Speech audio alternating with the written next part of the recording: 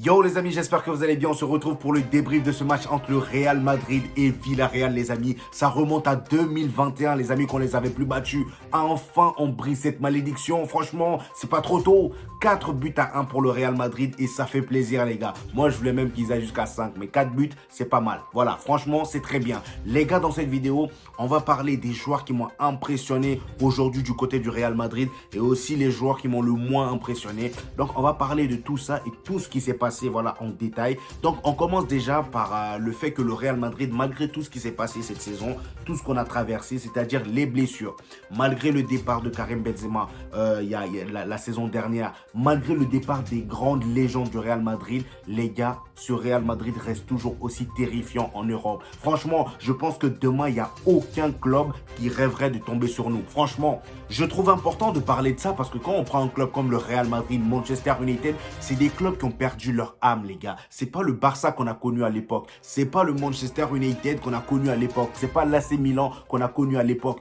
Mais le Real Madrid reste toujours ce Real Madrid malgré toutes les difficultés. On a toujours cet esprit de victoire, les gars. On a toujours cette âme de galactique, les gars. Et ça fait plaisir, les gars. Et franchement, là, au jour d'aujourd'hui, je suis même prêt à dire que ce Real Madrid que je vois depuis quelques matchs là seront prêts. Moi, je pense qu'ils ont le niveau, ils ont ce qu'il faut pour aller chercher le triplé cette saison. Je ne sais pas ce que vous en pensez, vous me dites ça dans les commentaires. Mais franchement, les gars, pour moi, la Ligue des Champions cette année est à notre portée. Franchement, la Ligue des Champions est à notre portée. La Liga, on est premier, les gars.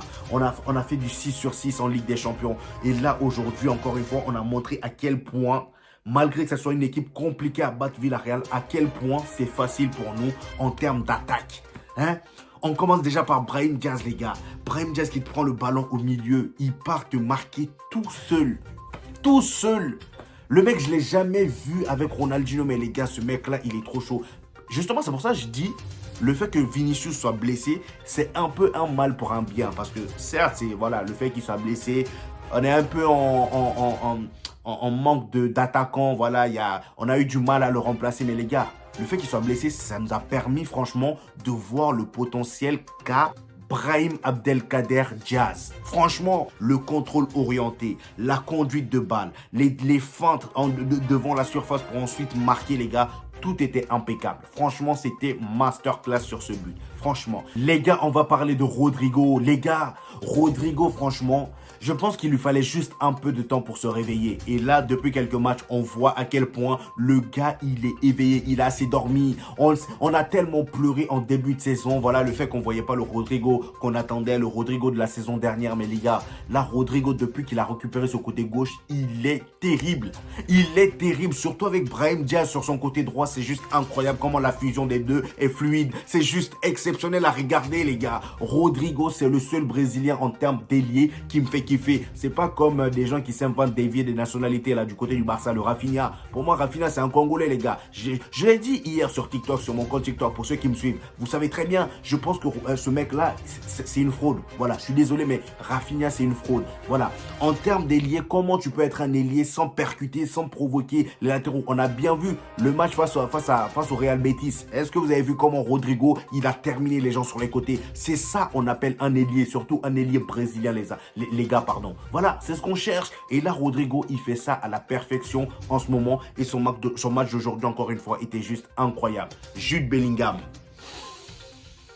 Alors ce mec-là, je sais plus quoi dire sur lui, les gars. Parce qu'il n'y a pas un match où le poteau, il te sort pas des dingueries. Voilà, il n'y a pas un match, même quand il ne marque pas, il te sort des performances de malade. Le but qu'il marque aujourd'hui, franchement, sur une passe, ah là là, Modric, c'est quand tu vieillis, s'il te plaît. Le but que Jude Bellingham marque aujourd'hui montre à quel point le poteau, il n'est pas là pour parler avec quelqu'un. Il ne fait pas concurrence avec quelqu'un. Là, il est bien parti pour le Ballon d'Or pour sa première saison dans un club comme le Real Madrid à seulement 20 ans. À seulement 20 ans. Franchement, Jude Bellingham, c'est incroyable ce qu'il fait, les gars, au Real Madrid. Depuis son arrivée, là, cette saison, il est à 17 buts déjà. 17 buts, 5 passes décisives en 20 matchs. Qui fait mieux? Le poteau, c'est un milieu. Hein? Son but aujourd'hui montre à quel point le mec, il est complet, mais jusqu'aux os. Hein? Et d'ailleurs, la passe de Modric, les gars. La passe de Modric. Oh là là. Ce mec-là, j'ai comme l'impression qu'il ne veut pas vieillir. Voilà, parce que normalement, à 39-40 ans, tu n'es pas censé réfléchir de cette manière. Tu n'es pas censé avoir ce genre de déclic Comment il a pu se dire, je vais faire ce genre de passe? Normalement, à 40 ans, t'es censé ralentir un peu du cerveau. Non, je me trompe, les gars. Franchement, en tout cas, très très belle performance encore une fois de Luka Modric aujourd'hui. J'ai kiffé son match. Mais qu'est-ce qui m'a régalé? Les gars, j'ai encore une fois envie de parler de Rudiger. Franchement, déjà, je tiens à mentionner le fait que Alaba soit blessé. C'est encore malheureux, les gars. Je vous ai dit, nous, on a vraiment du mal à fêter une victoire sans avoir un petit bémol quelque part. Voilà, surtout en termes de blessés. Quant à le retour d'un blessé de Tchouaméni qui revient, on a un autre qui part à l'infirmerie. Franchement, en fait, c'est... Voilà. C'est tour. Voilà, tu pars, tu finis, tu me dis, tu me fais signe. Voilà, quand tu finis ton tour, tu me dis. Comme ça, moi, je vais te remplacer. C'est ça. Voilà. Là, Alaba, il est blessé et ça a l'air grave parce que de la façon dont je voyais son visage là, quand il criait là, ça a l'air très très grave et j'ai comme l'impression qu'il s'est fait les croisés. Voilà. Et les croisés, on sait très bien, hein, c'est presque fin de saison. Hein. Voilà. Et j'espère que c'est pas ça parce que là, on est très très limité en termes de défense. Heureusement que Rudiger est là, malgré qu'il soit solide sur ses appuis, malgré qu'il soit casseur, il est toujours aussi solide. C'est bien ça. Franchement, quand tu es casseur comme ça, il manquerait plus que tu sois encore fragile. Alors là, tu te blesses tout seul. Voilà. Le mec, il se bat même avec des caméras dans les tribunes. Voilà. Je vais vous mettre une photo là si j'oublie pas. Rudiger, le poteau, il est dans les tribunes. Le caméraman, il est là, il filme. Il n'a rien demandé. Rudiger s'approche. Ni vu ni connu. Il tape la caméra. Pourquoi? Franchement, il a l'agressivité en lui. C'est grave.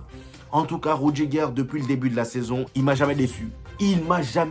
Le mec, à chaque match, il est au top de sa forme, les gars. Et il joue toujours à 100%. Et c'est ce que j'aime chez lui, les gars. Franchement, je sais pas ce que vous en pensez, mais dites-moi ça dans les commentaires. En tout cas, voilà, les amis, c'était mon retour sur ce match. Demain, ça sera le tirage des huitièmes de finale. J'espère que le Real Madrid tombera sur un petit club, juste histoire de rentrer en matière sans devoir encore transpirer à battre un gros club. Voilà, moi, j'ai pas envie de tomber sur le Paris Saint-Germain ou un gros club. Voilà, bref, vous avez compris. J'ai envie de tomber sur un petit club, Copenhague, Leipzig, pourquoi pas, mais même Leipzig, hein, faut se méfier un peu de Leipzig, les gars. Franchement, les Xavi Simons, là, c'est des enfants, ils rigolent pas. Hein. Donc voilà, moi je dis ça, je dirais, même si le Real Madrid, au jour d'aujourd'hui, on a peur de personne, mais je veux juste pas transpirer, les gars, franchement.